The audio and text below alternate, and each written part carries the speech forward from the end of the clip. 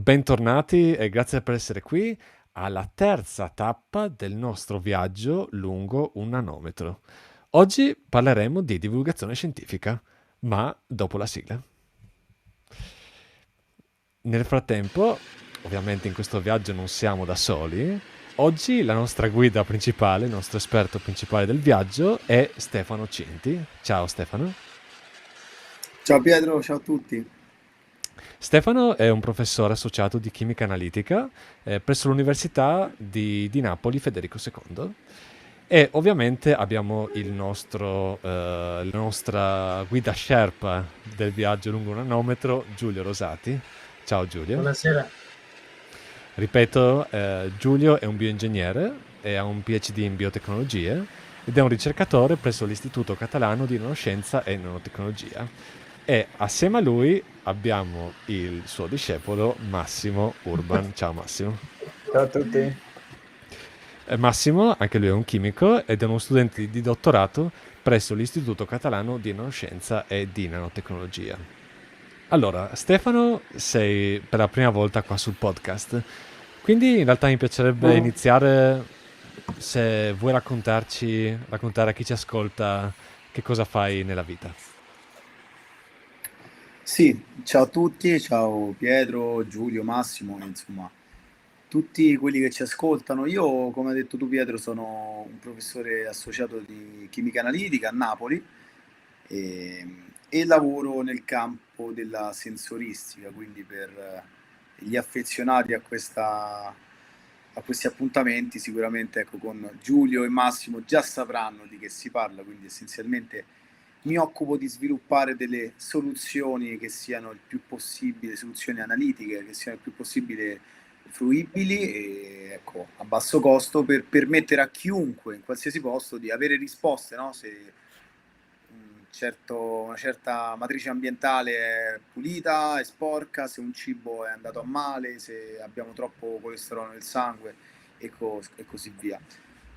Però diciamo questo è il mio lavoro, ecco, poi Dr. Jekyll e Mr. Hyde, no? A parte gli scherzi, mi piace molto comunicare la scienza, la chimica in particolar modo, mi piace fare divulgazione sotto tutti gli aspetti, ecco, dalla divulgazione classica, quindi scritta, libri, blog, oppure attraverso radio, tv, ecco, social network.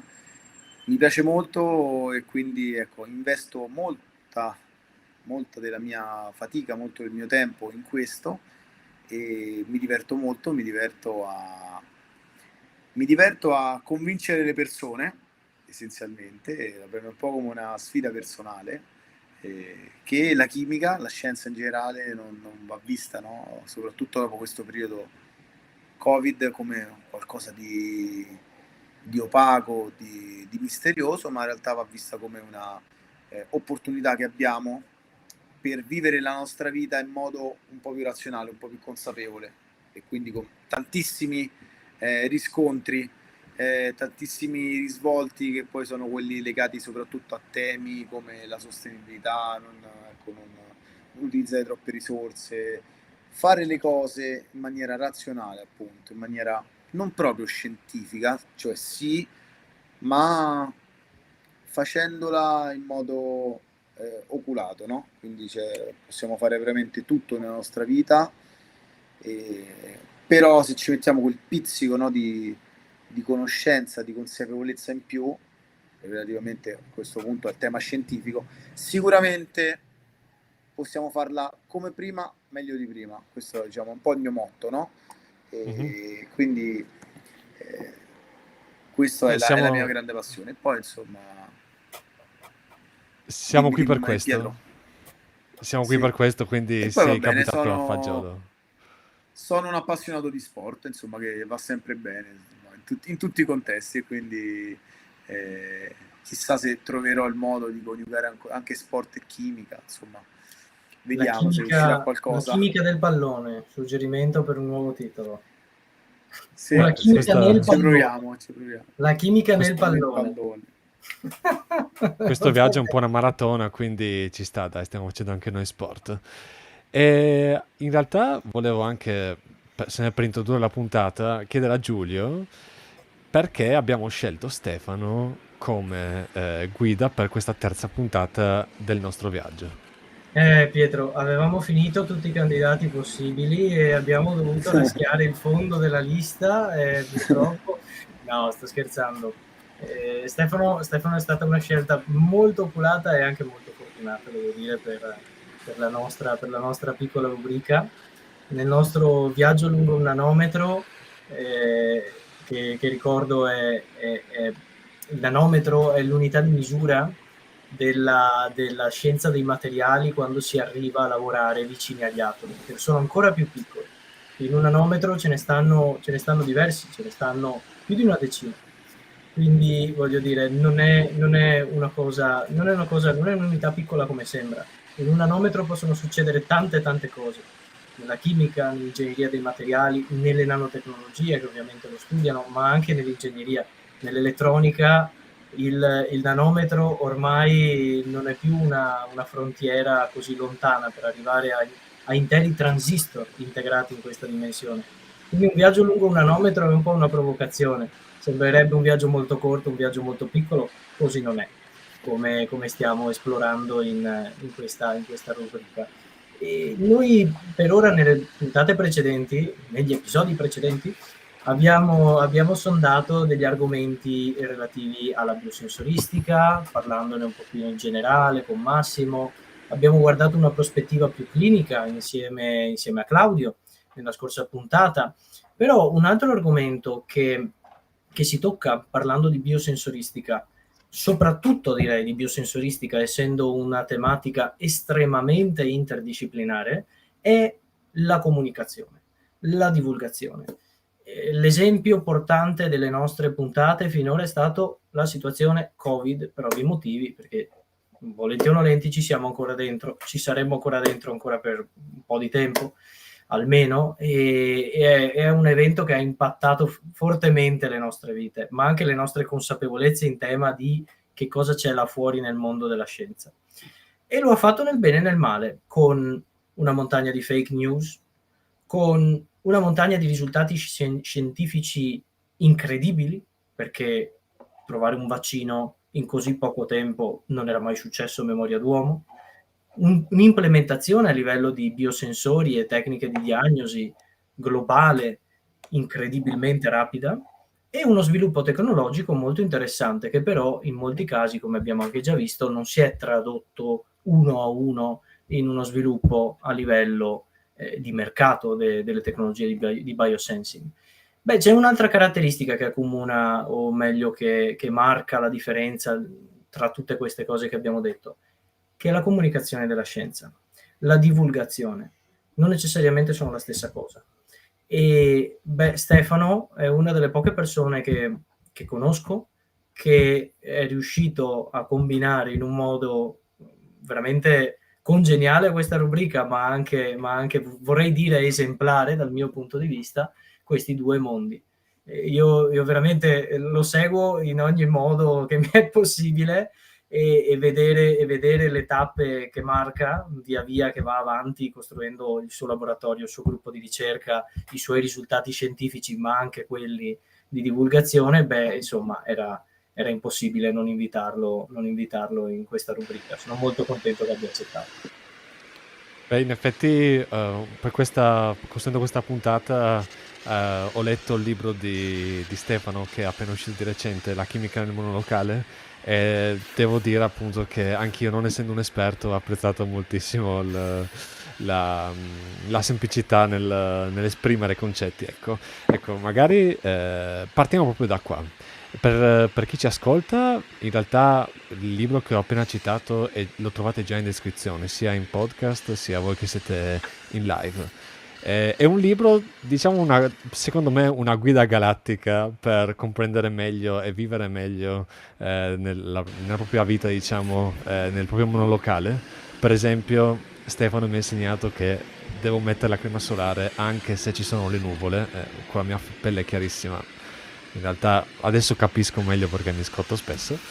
E quindi Stefano, in realtà volevo chiedere già a te, perché hai scelto di scrivere questo libro? Ho scelto, grazie intanto, grazie a Giulio per le belle parole. Ho scelto di scrivere questo libro per 3 motivi fondamentali.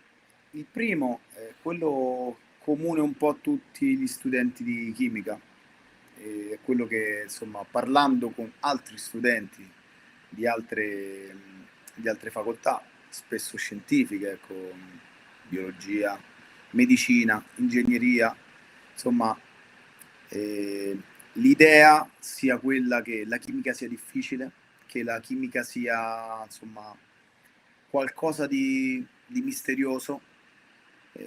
Questo è il primo motivo. Il secondo motivo è quello che per cui sono innamorato della chimica, sono innamorato della scienza in generale, e vorrei ridare qualcosa alle persone che magari per tanti motivi non hanno avuto l'opportunità di approfondire questa materia. E la terza motivazione è che, al di là del fatto delle persone che magari valutano la chimica difficile, quello che un po' più mi dispiace è chi valuta la chimica rischiosa, chi valuta la parola chimica qualcosa di negativo. No, spesso succede. Quello è chimico, quello è meno chimico. Beh, ma qua è un processo chimico, che ti mangi roba chimica. Insomma, ecco, un po' far entrare, no, nel vocabolario di tutti la giusta definizione. Cioè, tutto è chimica, tutto è veramente quello che noi tocchiamo, facciamo, pensiamo è chimica. E quindi aiutare un po' a uscire da quello che è, no, la chemofobia, perché la chemofobia c'è, soprattutto perché ci sono stati tanti errori nel passato, errori a livello, errori catastrofici, quindi inquinamento, tutto quello che è lecito per il consumatore pensare che la chimica sia negativa. Però ecco, diciamo che alle nuove generazioni, ai nuovi giovani volenterosi come siamo noi, come siamo, insomma, come sono poi, insomma, non solo i chimici ma in generale chiunque sia appassionato di qualcosa, si deve sentire un po' il dovere, no?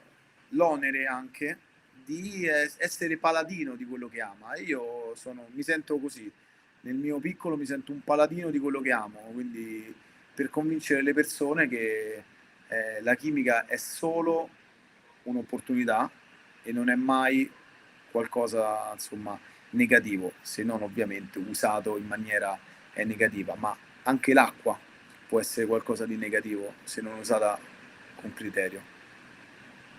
È un filo conduttore che conduce tutte le puntate in realtà di Penso Dunque Realizzo, quindi è davvero un bel pensiero. Ebbene sì, c'è una dose letale per l'acqua, come per ogni sostanza. Un po', è confermato. Fa un po' impressione, però sì, c'è una dose letale anche per l'acqua. Grazie prima di tutto Stefano per il giovane. Sono d'accordo con te. Bisogna portare qualcosa, bisogna sempre portare qualcosa.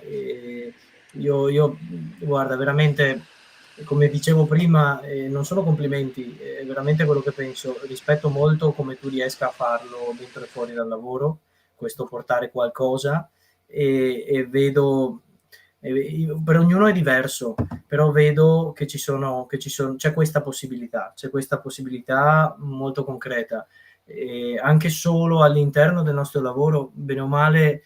Noi siamo ricercatori, quindi lavoriamo in scienza, sì, dobbiamo fare ricerca, ma bisogna anche ricordarsi, come l'università ci ricorda spesso, che siamo anche insegnanti, nel senso siamo anche un po' professori.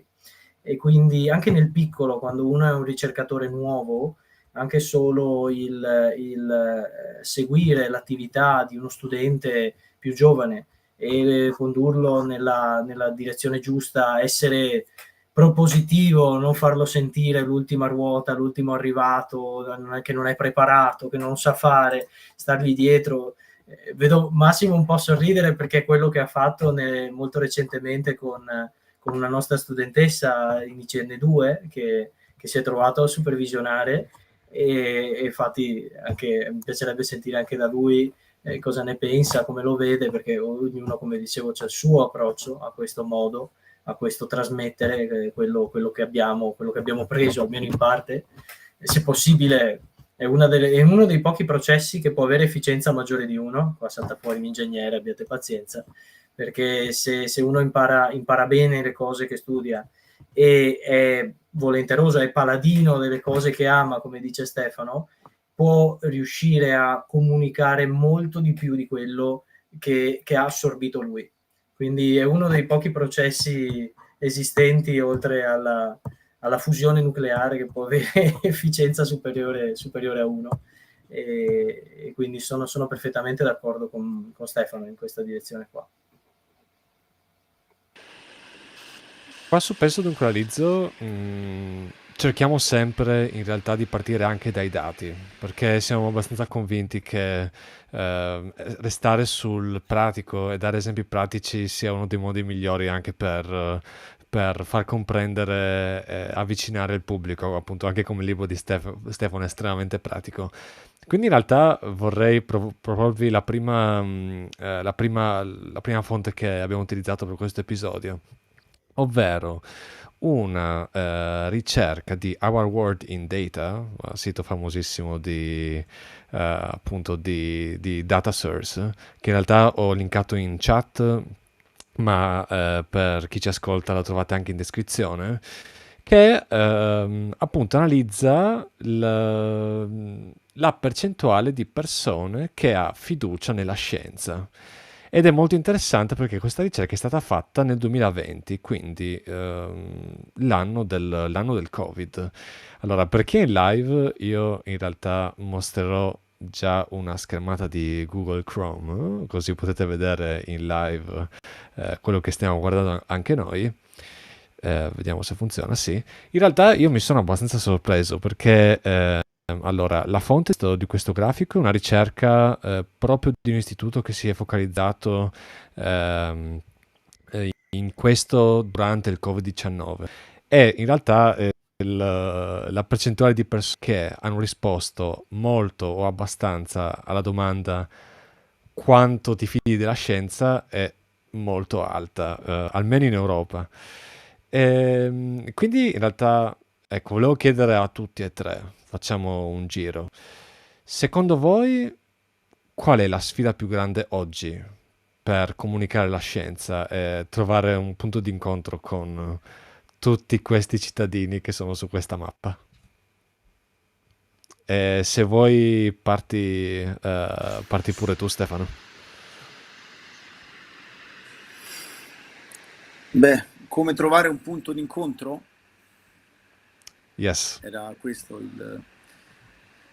Beh sì, guarda, tempo fa, quando è stato? Un paio di settimane fa ho partecipato ad una tavola rotonda che era proprio la scienza dopo il Covid.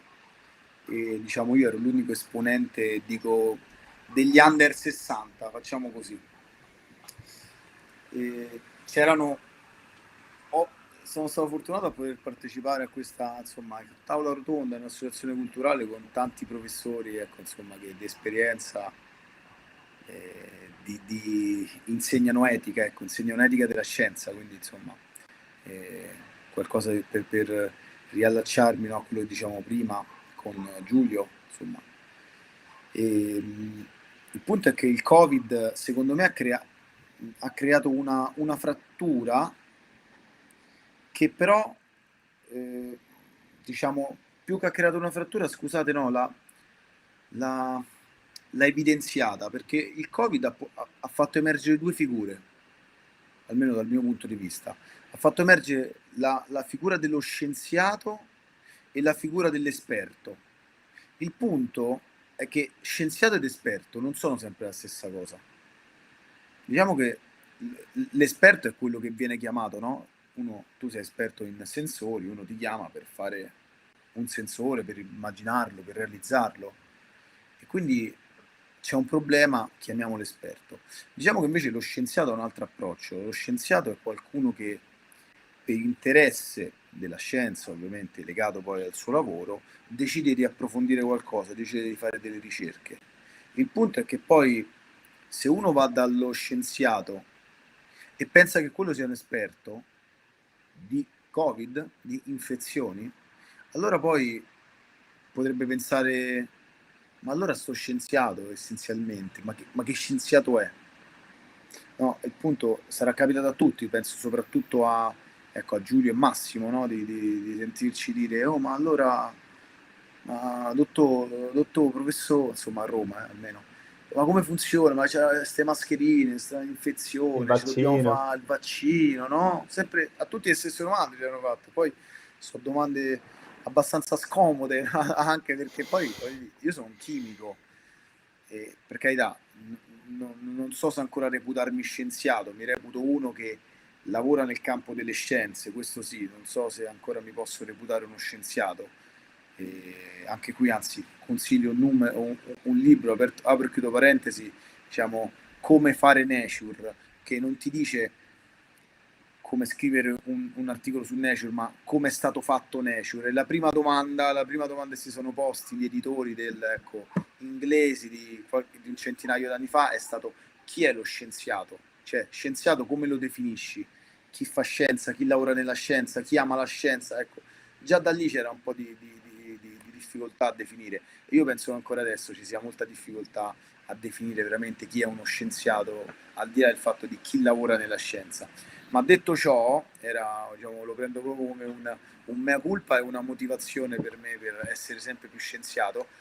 C'è stata proprio questa, secondo me, questo appiattimento nel non capire veramente quale fosse una figura, quale fosse l'altra, che poi possono anche coincidere, però ovviamente a uno scienziato dei materiali uno non può andare a chiedere, oppure può andare a chiedere, ma non si può aspettare che lui conosca tutto lo scibile umano su quello che è la spike protein, diciamone una così, no? E, e quindi questo qui purtroppo ha fatto, ecco, crollare, ha fatto mettere in dubbio un po' le certezze che magari prima erano semplicemente non affrontate, magari prima stavano lì, no? Uno aveva un po' di fiducia, però magari non ci aveva mai avuto un diretto contatto, non aveva mai sentito parlare il Burioni della situazione, oppure non aveva mai sentito parlare il tecnico dell'Istituto Superiore di Sanità che spiegava qualcosa. Poi mettiamoci tutto il calderone del Covid, vaccino 1, vaccino 2, 3, 4, Pfizer, AstraZeneca, quindi insomma cocktail sì, cocktail no, ecco, diciamo che bisogna pure capirle le persone che, ecco, non sono né scienziate e né esperte. Però per chiudere il mio intervento e riferirmi a quel grafico, a quella mappa che hai mostrato con le varie intensità, no? Diciamo che molto è culturale, no? Quindi ci sono proprio delle realtà, tipo, ecco, mi viene in mente gli indiani. Gli indiani sono, ecco, l'India. In India c'è proprio una grande consapevolezza, una grande fede proprio nella scienza. C'è proprio una grande consapevolezza. Vai a vedere altre nazioni, okay, adesso sarebbe troppo facile magari parlare di terzo mondo, no? Perché semplicemente per tanti motivi non si possono affacciare, però ecco, ci sono proprio dei retaggi culturali per cui lo scienziato è visto in un certo modo e in altri in cui lo scienziato, ecco, ci ricordiamo tutti Trump, insomma, no? Ecco, quante ne ha dette, là parliamo dei Stati Uniti d'America, insomma. Però sì, ecco, diciamo, c'è stata un po' di confusione, però secondo me adesso dopo questa pandemia io sono sicuro che in fin dei conti tutti apprezzeranno e tutti capiranno quello che il metodo scientifico ha potuto realizzare, cioè salvare veramente, secondo me, un pianeta o almeno una parte. Sì, secondo me anche quello che il metodo che non ci si deve aspettare dalla scienza, perché io penso che durante il Covid ci sia stata una grande fame di certezze in un periodo e in una situazione che certezze non ne dava. E allora tutte le persone che avevano bisogno di, dal mio punto di vista, di ridare sicurezza alla propria esistenza, sono andate a chiedere queste certezze agli esperti, come dici tu, non è la stessa cosa di scienziati, e quindi io credo che la prima cosa che spero sia stata capita, o che comunque si debba capire, è che la scienza non è un assoluto ma è un metodo, e che le cose che dice si basano su dei dati che bisogna avere o acquisire la capacità di interpretare. E poi anche là ci sono interpretazioni che sono univoche, cioè un dato dice una cosa, punto. Ci sono altre situazioni in cui l'interpretazione non è univoca, quindi quando uno dice in scienza non esistono opinioni, o una cosa è bianca o è nera, non è vero, non è così, non è così chiaro, non è così chiaro. Bisogna vedere come sono stati interpretati quei dati, alla luce di cosa e quanto sono sicuri quei dati. La scienza, secondo me, è un metodo per approcciare le cose, per approcciare i nostri dubbi, per cercare di rispondere alle nostre domande, e tipicamente nel farlo ne apre tantissime altre, però è un ciclo produttivo, perché ogni volta che ti fai una nuova domanda trovi una nuova mezza risposta, perché quasi mai sono risposte completamente soddisfacenti, e vai avanti proponendo teorie e modelli fino a cercare di verificarli nella realtà, finché non arriva qualcuno che dice: ah, in quella specifica cosa quel modello che fino adesso ha retto benissimo non funziona. Ah ben, se tutti lo verificano, senti qua salta fuori il Veneto con la ben, se tutti quanti lo verificano che c'è quel buco nel modello, bisogna costruirne un altro. Quindi bisogna fare altri esperimenti più avanzati, studiare quella condizione in cui il modello non ha funzionato. Ora, se questo è vero in fisica, ed è vero dalle basi del metodo scientifico, figuriamoci in una pandemia mondiale, appunto, pandemia, perché in questo mondo globalizzato che abbiamo adesso, la distanza tra epidemia e pandemia va riducendosi sempre di più, e di una cosa, non dico completamente nuova, ma comunque nuova. Io penso che siamo stati, ma non voglio darmi una pacca sulla spalla da solo, anche perché non l'ho mica fatto io il vaccino, voglio dire, però io penso che siamo, e neanche i primi sensori che sono arrivati li abbiamo fatti noi. Quindi io penso che abbiamo dimostrato di essere stati abbastanza bravi, perché siamo riusciti a far fronte alla cosa in un tempo record rispetto a ciò che veniva prima. Che non sia ancora sufficiente, sono completamente d'accordo, i morti sono lì a testimoniarlo, e la diffusione è lì a testimoniarla, e l'incertezza nel come gestire la cosa paese a paese senza avere una gestione unica. È questo un grande salto che ci manca, come è sempre così. Io sono ingegnere di formazione, la standardizzazione è sempre una rogna abissale. Voi pensate solo alle prese di corrente. Sono 3 maledetti cavi, cosa ci vorrà a fare la stessa presa in tutto il mondo? E invece no, ci sono 18.000 ISO qualcosina che definiscono 18.000 diversi, non sono 18.000, sono molti di meno per fortuna, adesso. Però è una cosa simile, c'è un problema di standardizzazione nel nostro reagire alle situazioni. Allo stesso modo, riagganciandomi al discorso principale, c'è anche un problema di standardizzazione nel come comunicare le cose e a chi, e come le persone siano o non siano in grado di recepirle. C'è bisogno di una formazione di base, una volta era l'alfabetizzazione, adesso serve qualcosina di più, serve lo spirito critico, serve la logica, serve insegnare alle persone a pensare con la loro testa, che non vuol dire avere opinioni diverse rispetto a quelle che sono già dimostrate. Non vuol dire il grafene mi connette al 5G che causa a sapere te cosa. Vuol dire saper seguire i fatti, saper ascoltare le persone, saper selezionare quello che è una fake news da quello che non lo è. E non dico che sia facile, perché su qualcosa prima o poi nella vita ci siamo cascati tutti.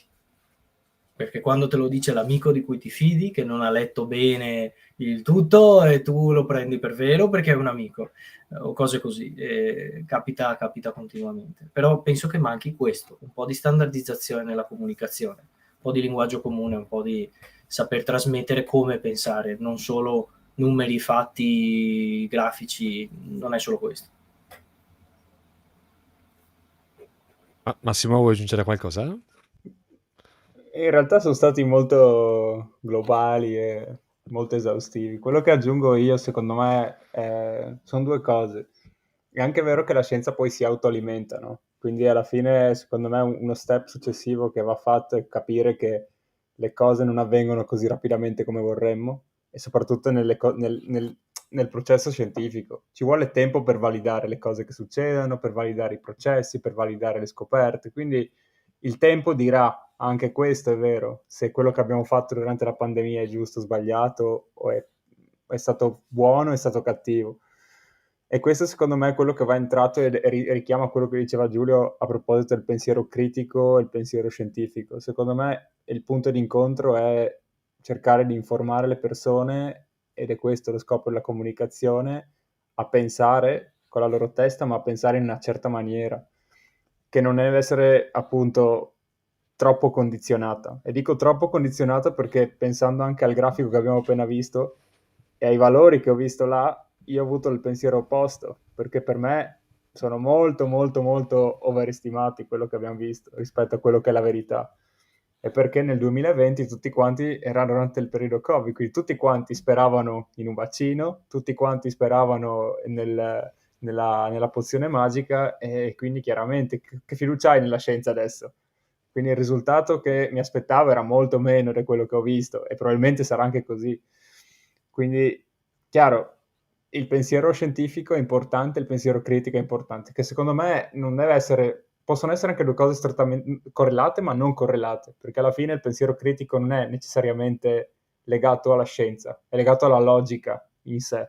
E tutti dovremmo studiare logica, perché effettivamente è la maniera per capire se qualcuno sta dicendo scusate, ma cagate, o sta dicendo cose che sono effettivamente cose che hanno un senso. E quindi quello che volevo aggiungere è semplicemente questo, che secondo me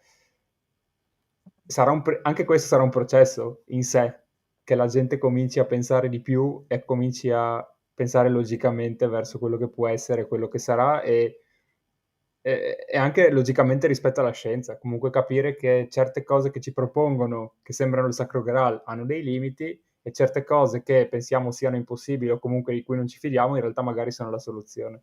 Quindi penso che dovrebbe essere sarà un lavoro continuo in cui bisogna cercare di matchare appunto questo scisma di cui menzionava di questo scisma di cui menzionava Stefano, no? Che appunto si sono evidenziate queste differenze, e la gente appunto ha cominciato a dire vabbè, e quindi a chi devo credere, o che cosa devo fare, o perché state studiando tutte queste cose se poi non le vedo nella mia vita pratica, no? Quindi sì, penso che sia un processo lungo a sua volta, e penso che ci vorrà tempo, però sì, questo secondo me il punto di incontro che cerchiamo è là, è solo che dobbiamo ancora, ci stiamo lavorando, non è che non l'abbiamo ancora trovato, probabilmente è già là, però dobbiamo un attimo pensarci bene, dobbiamo un po' cercare di venire incontro anche alla gente, perché effettivamente tante volte non crediamo ai nostri risultati, a quello che vediamo noi che siamo dentro nel campo. Immagina una persona che viene da fuori e che guarda quello che stai facendo e dicono ma impossibile, cioè come fa, cioè come, no? Quindi in realtà sì, bisogna anche pensare mettersi dalla loro parte, e a nostra volta cercare di andare incontro alle due cose. La cosa bella, e perfettamente secondo me ragione Massimo ha anche una visione molto più fresca della nostra sul tema, secondo me, però la cosa bella è che io sto vedendo divulgatori che probabilmente se li chiamassi così mi guarderebbero storto, come per dire io sicuro che sono un divulgatore, ma invece che fanno proprio questo lavoro, cioè di riuscire a comunicare quello che magari noi non riusciamo a comunicare a quelle persone che non sono lì per sentirlo. Faccio un esempio che non lo so se lo conoscete o lo seguite, Barbascura X, non so se lo conoscete.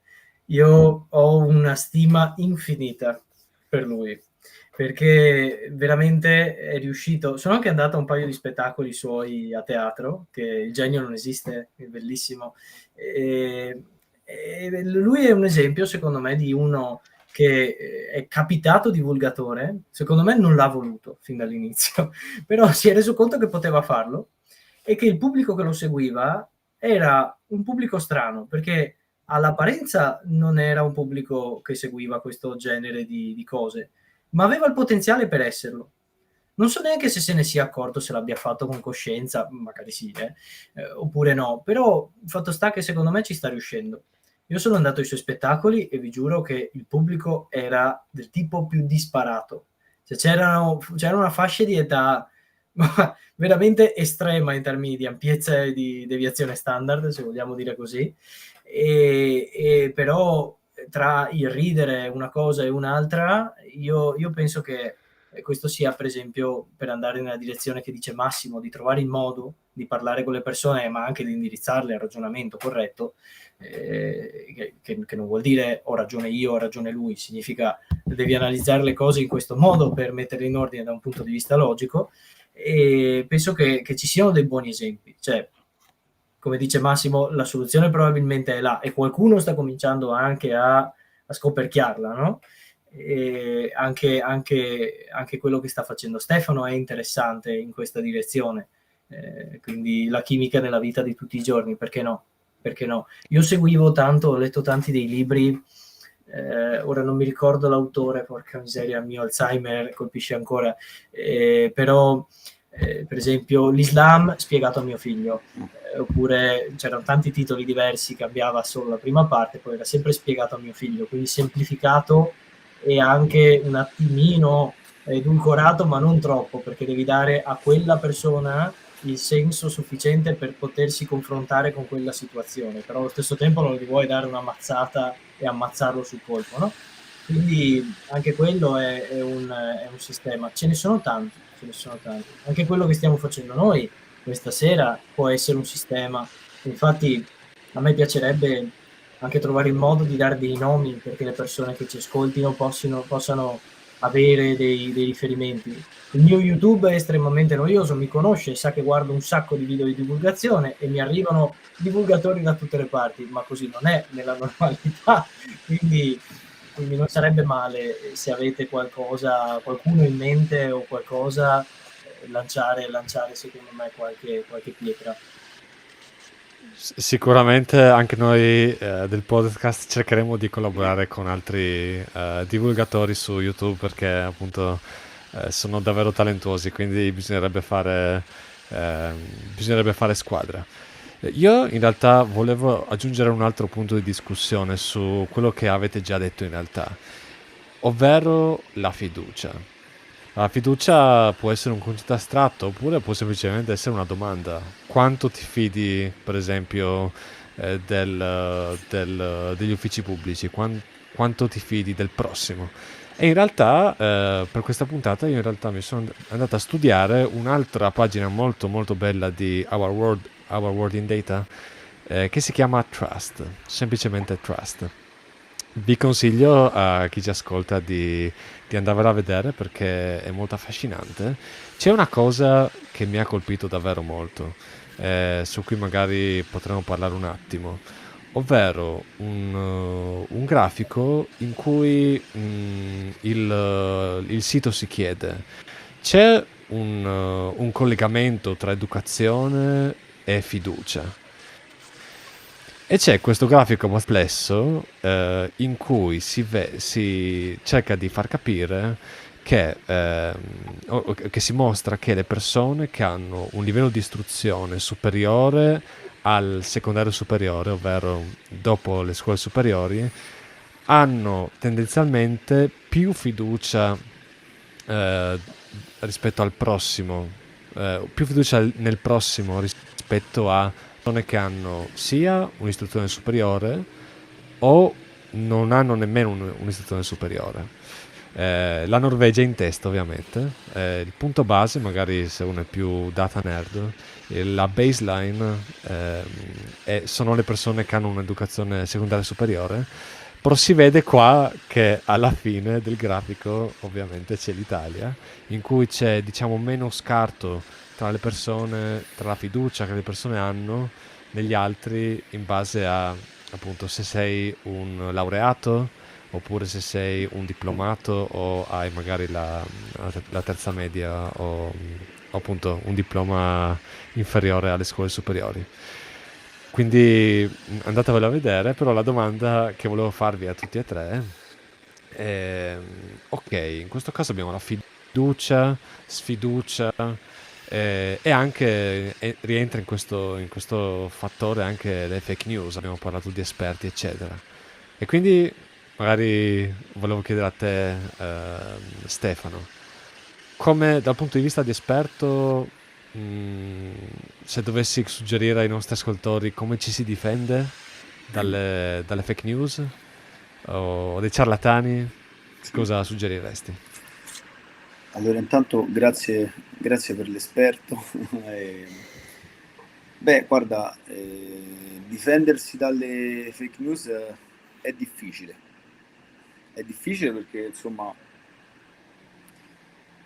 anche qui, purtroppo un po' come è mostrato in quel grafico, è veramente dipende tanto dall'educazione, no? Dipende tanto dai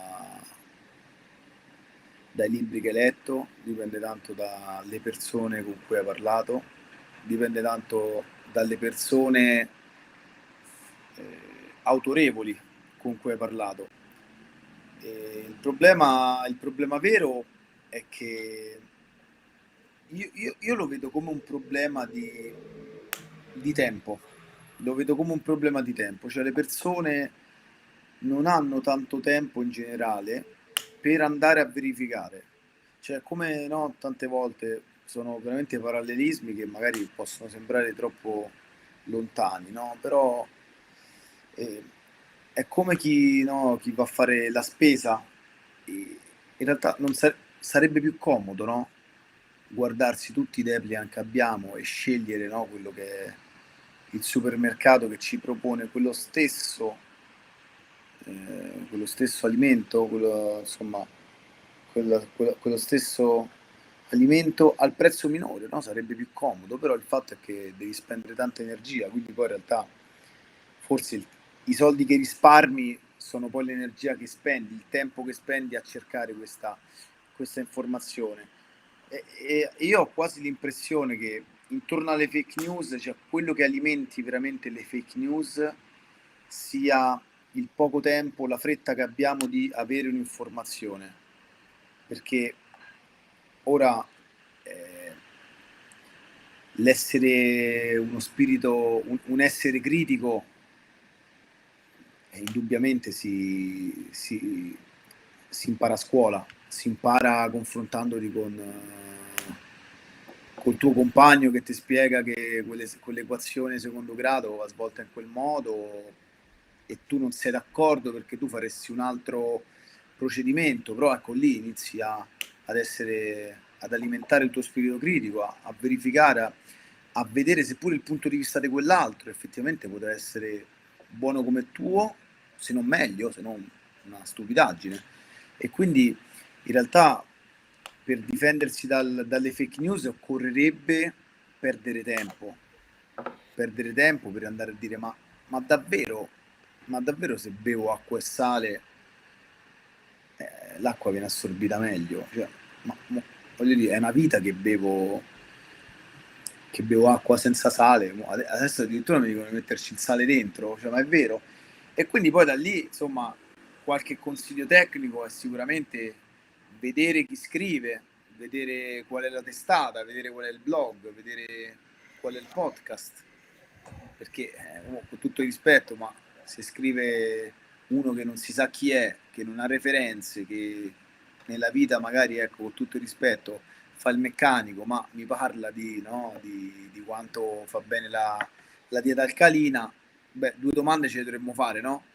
E io lavoro molto, insomma, ecco, svolgo la mia attività di ricerca prevalentemente, stiamo sviluppando diagnostica per diagnosi precoce di cancro al seno in particolare. I siti da cui prendo informazioni, no? Ma proprio per avere avere coscienza di quello che è la necessità del paziente, sono i siti autorevoli, sono i siti di Fondazione Umberto Veronesi, sono AIRC, sono, se voglio lavorare con le malattie rare vado su Teleton. Ecco, diciamo, bisogna affidarsi alle persone, alle entità che hanno dimostrato di poter essere valide e, insomma, serie, e sono serie.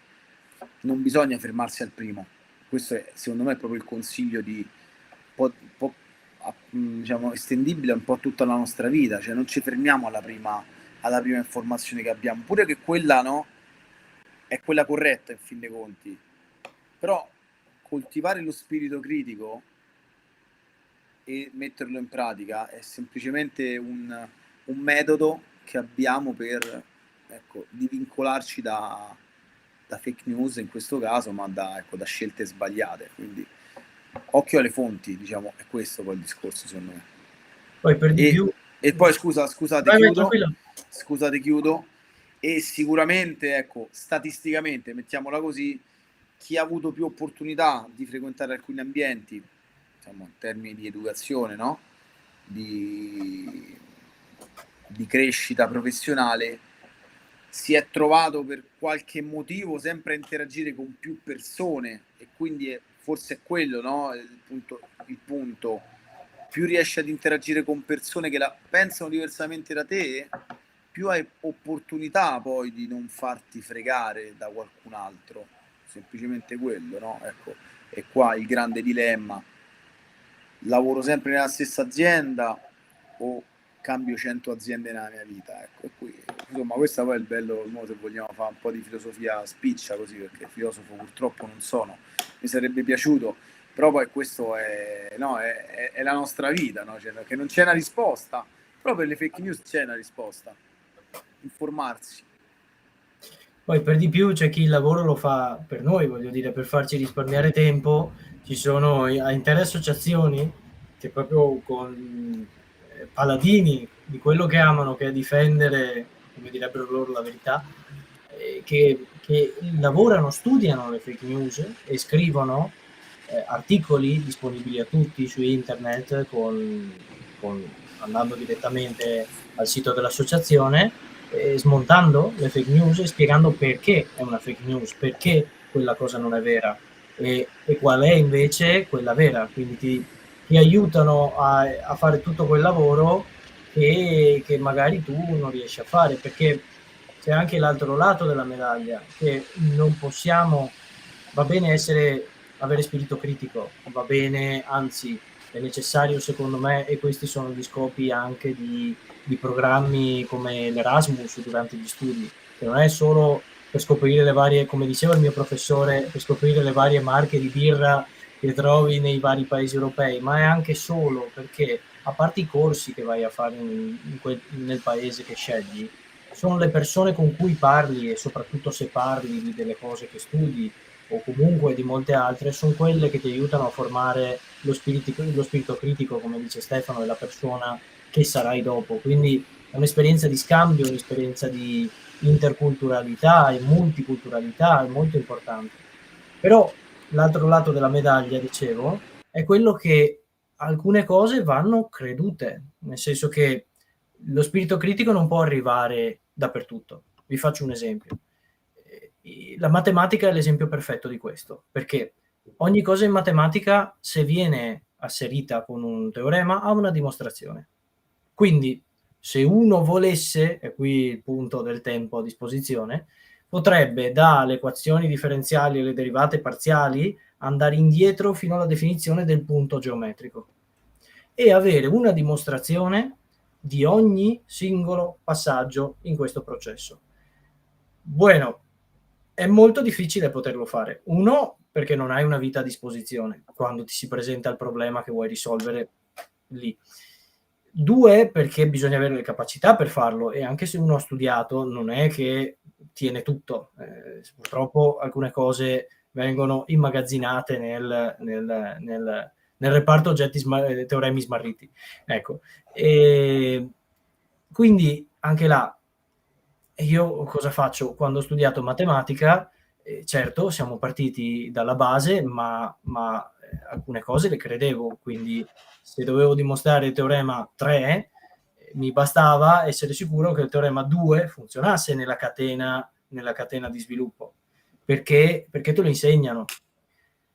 Questo ovviamente apre la scuola, apre la discussione a possibili indottrinamenti, cioè se una cosa ti viene insegnata fin dalle scuole non la metterai mai in discussione e quello va a essere di per sé un problema alla base. Però e qui questo è il punto, nell'avere un'educazione il più possibile che venga da direzioni diverse, che non sia un'unica strada, e che permetta di costruire passo passo le varie cose spiegandotele in modo che tu possa capirle e sollevare questioni e domande nel caso sia necessario, e dandoti quell'abitudine alla dimostrazione delle cose, alla comprensione, all'analisi delle cose che poi ti permetterà di scoprire la fake news. È la stessa cosa con le truffe. Tutti quanti prima o poi abbiamo subito o quasi subito una truffa, e la maggior parte di noi, per accorgersene, scrive su Google truffa dei campanelli suonati dagli addetti Enel che non sanno qual è il loro numero di codice. Lo scriviamo là e vediamo che cosa dice la maggioranza delle altre persone, oppure se c'è un sito dedicato alle truffe che ci dice occhio che quella ci è stata riportata essere una truffa. Questo è il metodo alla fine, come sta dicendo Stefano, però bisogna essere coscienti che non si può risalire all'origine di tutto, quindi ci sono dei punti di riferimento che bisogna trovare, e questa è la cosa importante, dei quali bisogna sfortunatamente fidarsi. Poi il 100% non esiste di efficienza, ma anche fosse un ottimo 98%, è sicuramente un ottimo punto di partenza, credo io. Poi questa è la mia opinione.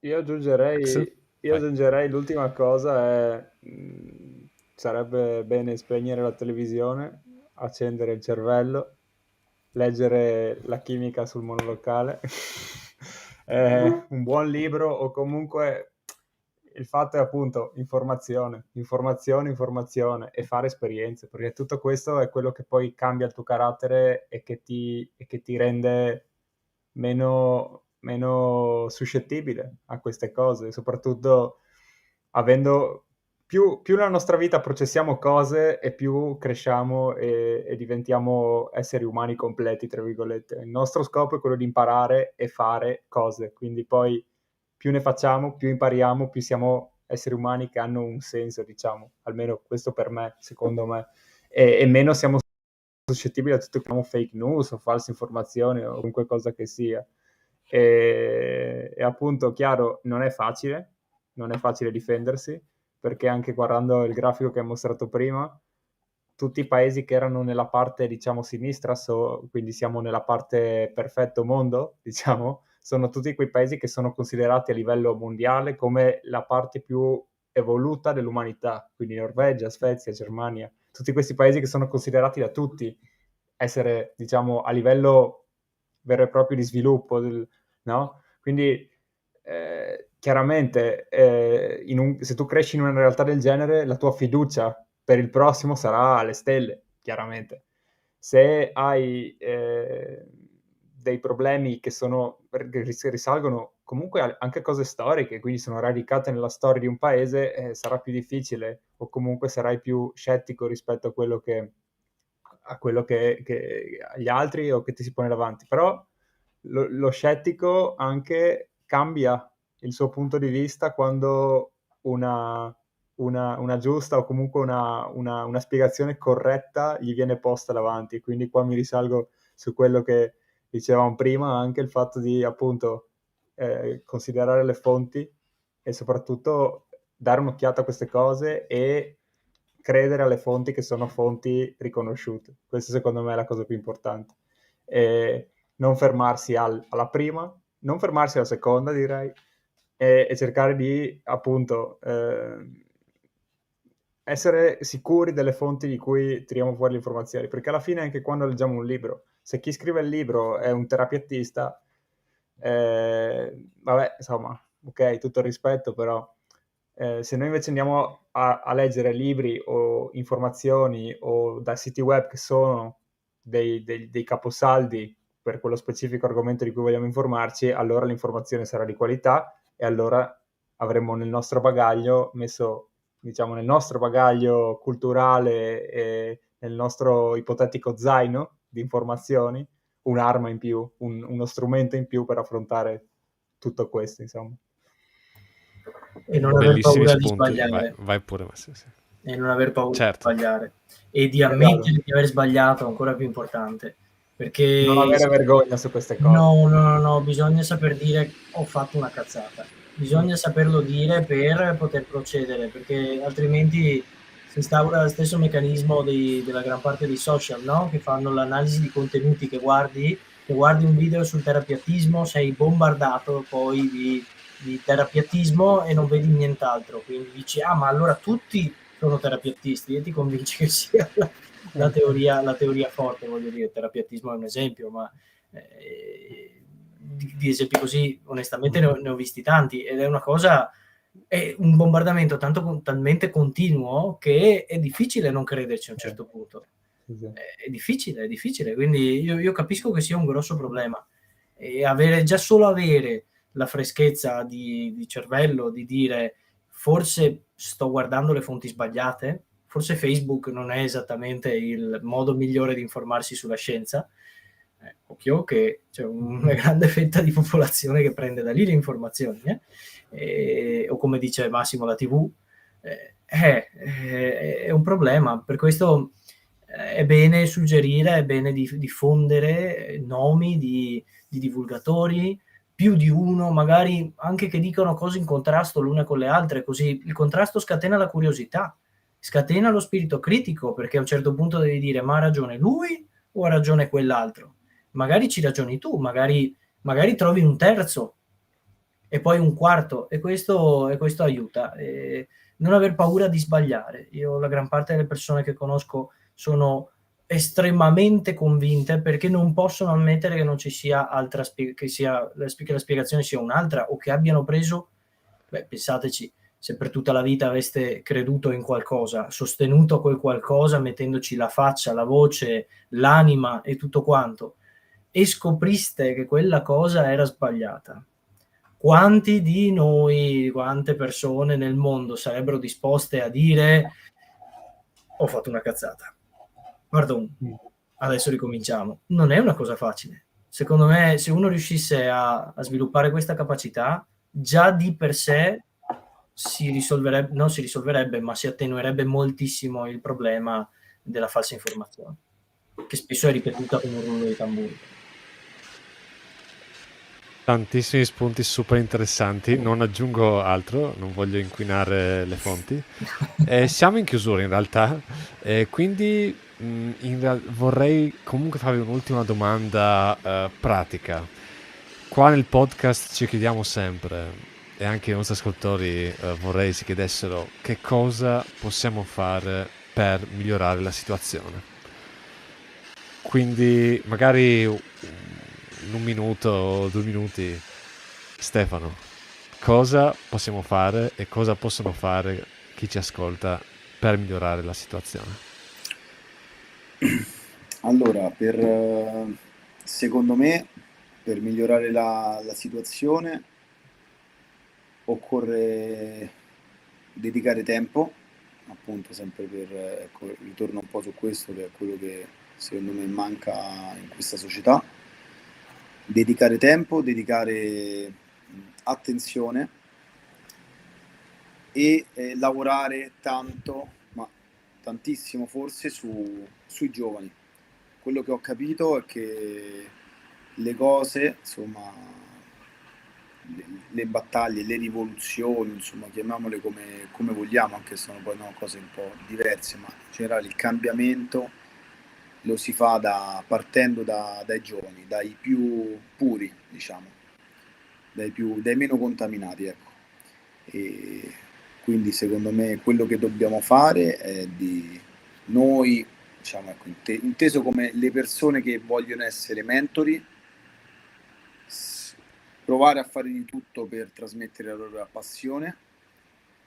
Chi vuole invece, ecco, essere discepolo, e scegliersi un mentore, un maestro, per rimanere in tema di Leonardo, e scegliere un maestro che ci può aiutare ad essere perlomeno come quel maestro, se lo reputiamo una persona, ecco, appunto, che possa essere questo. Grazie Stefano. Giulio, anche tu un'ultima battuta? Sei muto. Yes, pardon. Essere curiosi delle cose, quindi la curiosità è molto importante. Se diamo tutto per già, insomma, già sulla carta, già pronto, già fatto da qualcun altro e noi diciamo, quel qualcun altro ha detto che, quindi è già un punto in meno. Poi si può fare se le fonti sono autorevoli, però l'ideale sarebbe essere curiosi positivi, no curiosi che appena si è scoperto che 1 più 1 fa 2, dire io genio della matematica dico che 2 più 2 fa 7. Insomma, l'umiltà è molto importante, secondo me, essere umili, non essere quello che deve insegnare agli altri come funziona il mondo, essere umili, molto molto importante. E diversificare le proprie fonti, quindi cercare non tanto chi ha tanto seguito nei social magari, ma chi è stato riconosciuto dalle varie comunità che ci sono. C'è una comunità scientifica, c'è a livello mondiale, ci sono dei centri di riferimento per quanto riguarda la salute come l'OMS, ci sono delle fonti ufficiali, a quelle bisogna riagganciarsi. Quindi riassumendo, essere curiosi, umili, saper dire ho sbagliato, non era così, avere torto non è reato, noi siamo la somma dei nostri errori, quindi insomma se diciamo che non ne facciamo, la nostra somma equivale a 0 e non è un granché come a livello personale, e questo di ovviamente sapersi gestire le fonti. Questo secondo me sono i punti salienti da tenere presente. Grazie mille Giulio. Max? Allora, io direi quello che possiamo fare noi, riguarda anche quello che hanno già detto comunque Giulio e Stefano, è appunto la passione che abbiamo per quello che facciamo deve essere usata contro, che suona male, però contro queste persone che vogliono a percepirla, a prenderla. Perché loro lo hanno già provato, Giulio con me, Stefano con altri studenti. Il fatto di trasmettere la passione a qualcun altro già di per sé è una cosa incredibile. Cioè il fatto che un domani questa persona continuerà nella scienza o continuerà a fare cose relative a quello che, o anche non relative, ma comunque sempre in un ambito simile, perché tu hai trasmesso la tua passione, secondo me è potentissimo ed è l'inizio di un enorme effetto a cascata.